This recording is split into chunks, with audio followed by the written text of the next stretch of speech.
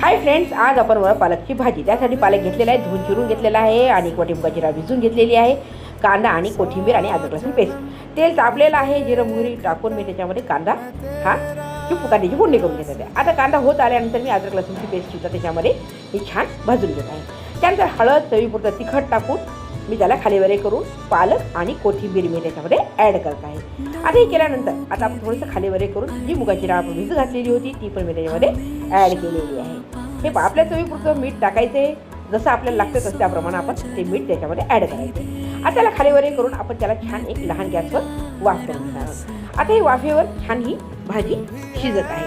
पहा, खालीवरे केल्यानंतर परत आपल्याला त्याला काय करायचं, लहान गॅसवर आणखी वाफ काढून घ्यायची, जेणेकरून ती छान भाजी शिजेल. पहा, बऱ्यापैकी ती भाजी शिजलेली आहे आणि ती खाण्यासाठी तयार आहे. पहा, कलर पण किती छान आलेला आहे भाजीला.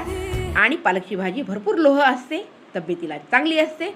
आणि ही पहा तयार आपली भाजी पालकची डाळ टाकून. व्हिडिओ बघितल्याबद्दल थँक्यू. बाय.